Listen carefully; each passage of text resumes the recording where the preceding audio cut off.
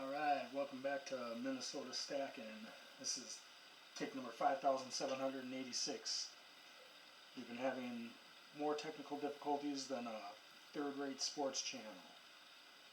So hopefully we got the bugs worked out and we can actually get this video completed finally.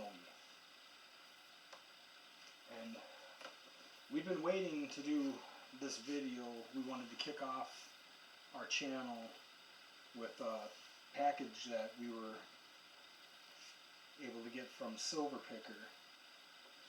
And if you haven't checked out Max's channel yet, I suggest you do so. Go ahead and subscribe and give him a like. You know, it helps out, and he's definitely helped us out greatly as a fountain of knowledge for the numismatic community, and always has time to answer questions. So congratulations on passing 100,000 subscribers, Max. Hopefully maybe someday we'll get there.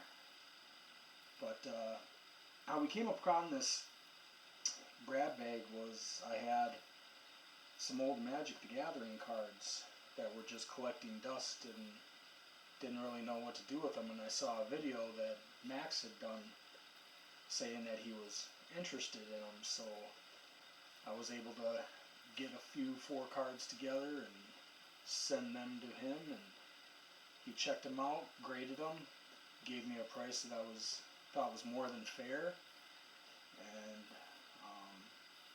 sent me out this grab bag. And so we're going to get the unboxing underway.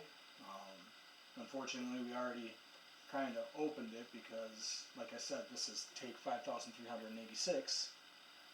So it's not your traditional unboxing. But right away, we have the Canada's Birds of Prey set from the Royal Canadian Mint. And I really feel that Canada does the absolute best job with their offerings and their mintings. They're beautifully done. Every coin's spectacular. The silver maples are one of my favorite coins. And what Max couldn't have possibly known when he put this set together was that I work for our state's Department of Natural Resources, and I have a degree in natural resource management. So these coins are definitely special to me, and Max, you definitely hit it out of the ballpark with these. In the set we have bald eagle, great horned owl, osprey, and a red-tailed hawk. And I'll give you a preview of some of these here. This is the bald eagle. This is our great horned owl.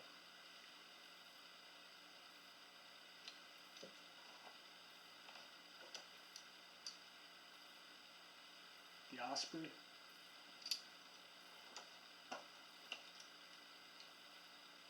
And the red-tailed hawk.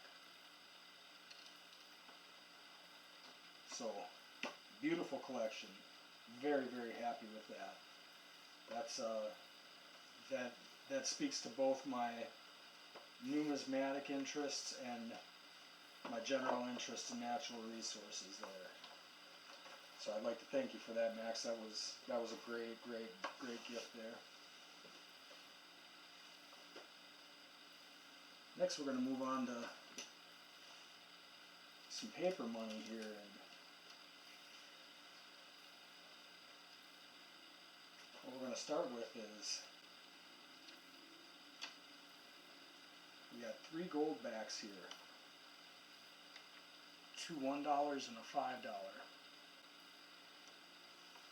And these are printed by states that are, or people that live in states that are looking to go back on the gold standard. And these are a voluntary local currency. If you find a merchant in the area that actually accepts these, they are legal tender. These are 1/1000th of an ounce of gold and 1/200th of an ounce of gold. So they're fractional, easily spending, and I think a great way for states to get back on that gold standard that we went away from close to 60 years ago now, I think.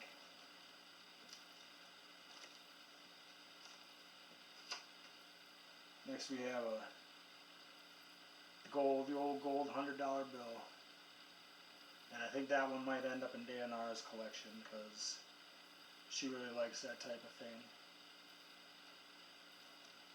This is definitely going to her. Little vial of gold. She always loves that.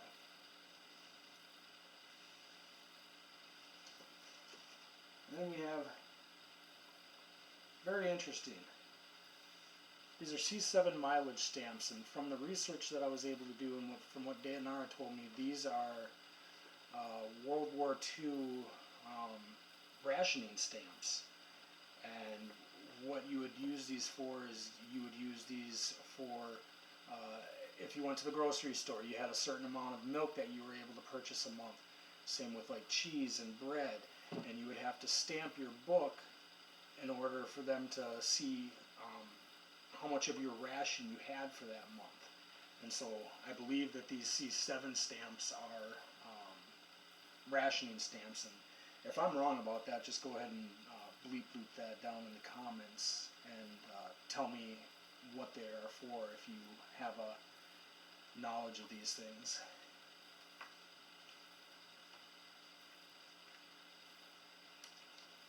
Next we have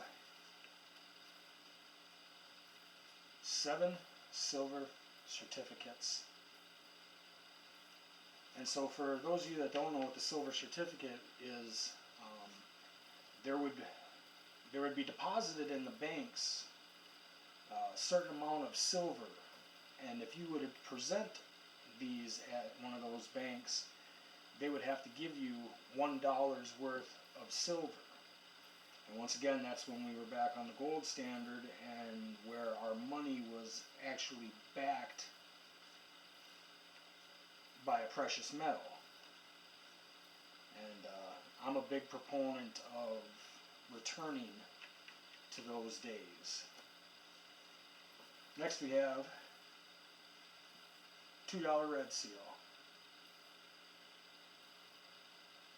And so what ended up happening with these is in 1899 they went from the blue seal $2 bills, which blue seal denoted that you were able to turn that in for a certain amount of silver, whether it be 1, 5, 10, $20 bill, and they switched it over to a red seal in 1899. Also note that this is a United States note, not a Federal Reserve note, which you'll notice here where it says Federal Reserve note.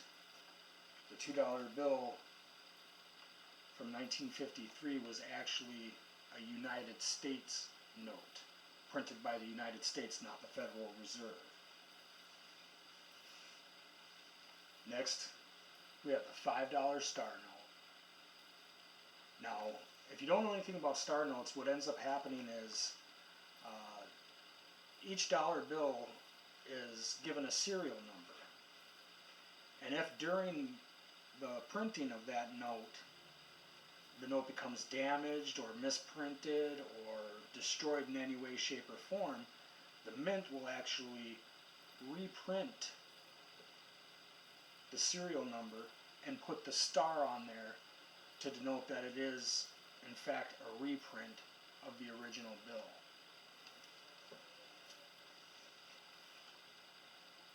Next up we have the 1934 $20 bill. And I don't know what more I can say about this other than this was back when, you know, money actually had some class to it. I really think that this era of note, and those of you that are, you know, over 30, 40 years of age will remember when we had this general look to the banknotes. And I really like this era of note. I really do. I've collected quite a few of these. Not as old as the 1934, so it's really nice to be able to get that in an early date. So I really appreciate that. That's a good one, Max. Thank you. So moving on, we have 5 peace dollars. 1922 to 1925. And I've already seen one of these that I know is going into Dayanara's collection, so she loves peace dollars, right? Mhm. Yep. And so one of these will definitely go to her because I know she loves them. Next, we have 2 1921 Morgan silver dollars. Now, this was the last year that they printed, or excuse me, that they minted the Morgans. As most of you might know, the U.S. Mint this year has decided to, for the 100th anniversary of the Morgan dollar and the peace dollar, both, decided to remint them. And the first offering was a complete and total disaster. Website crashes, people had their coins in their bag and were on the, you know, the screen to pay for them and would click pay and it would just sit there and, you know, the old spinny circle, and then they would find out that they were too late.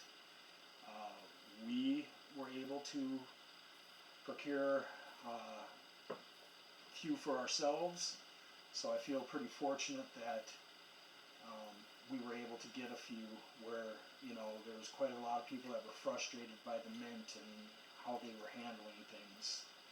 So hopefully they get that figured out before they offer. I think the peace dollar and the Philadelphia and San Francisco Privy Mark Morgan dollars are next to be offered. Here we have a 5 peso coin from, I think it's 1948. Yeah, 1948. And so these I haven't really collected too much of or know too much about. I actually had to do a little bit of research on these. And this was the, I think the main silver coin before the centavos were minted. So, important piece of history there. I love the design on this. I mean, the warrior, and then on the other side we have the eagle.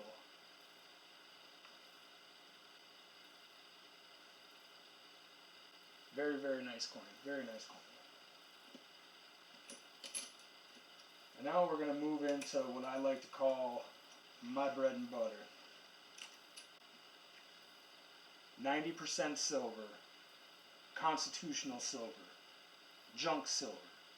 Call it whatever you want. But I think it's the single best value in silver stacking today. We have 1964 Kennedy dollar. This was the first year of the Kennedy dollar. It's 90% silver. It was minted to commemorate the untimely passing of President John F. Kennedy. And I feel like I don't need to rewrite history and go over what happened there, but this was what was created to commemorate him. So I got 64, which is 90% silver, and then I have 65 through 68. Now these are only 40% silver, but as a very, very wise man once said, and you know who this wise man is, you'll know who I'm talking about. He said, all silver's good silver. And I couldn't agree with him more. I picked these up at my local coin shop for around $6 a piece, sometimes less than that. Great value. You can find these. They're not, like the 90% where, your local coin shop might have a few dozen. You can almost always pick up the 40% silver. So I'm very happy with that. And then we have the silver quarter. And what I love about these is they are fractional. You can take one of these is about $6 melt value. And so with that, you're able to take this and, say our economy collapses or, things head south, which I'm not saying they're ever going to, but if it were to go that way, you would be able to take these to a merchant and get a couple gallons of gas, or maybe a gallon of milk and a loaf of bread for $1. Now, they come, the 90% comes in dimes, quarters, half dollars,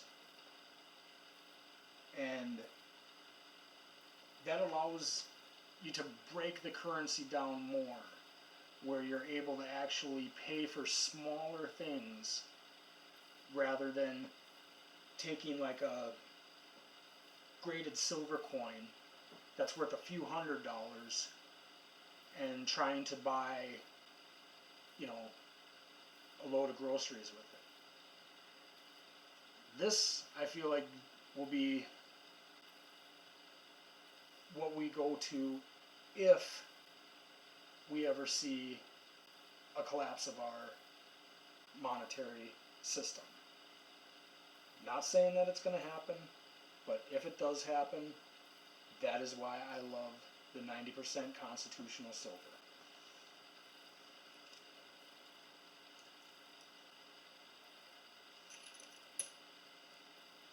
And we do have some other coins that we got from Max here.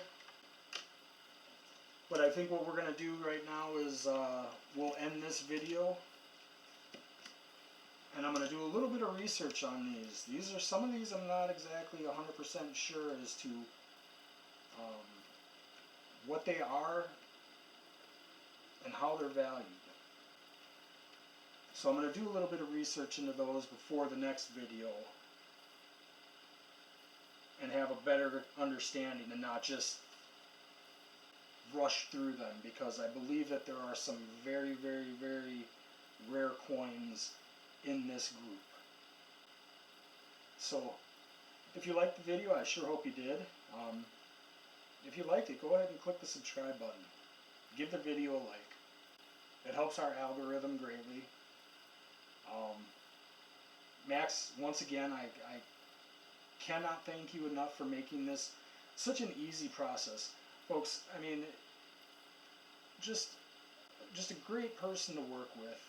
Kept in touch with me throughout the entirety of the process. I was a little bit hesitant to, send something out, not knowing if it was going to get there and not knowing if it was going to ever return my way. But the communication that Max and I had, I would do this again in a heartbeat. And I encourage you, if you have some old Magic cards, or if you have, some a silver collection of your own that you're looking to liquidate, go ahead and get in touch with Max on his Silverpicker Gmail account, and he'll treat you right. There's no denying that. I've really, really, really enjoyed what I've got so far, and I'm gonna enjoy looking into this. and finding the story out behind that. So until next time, thank you for watching. Have a great day.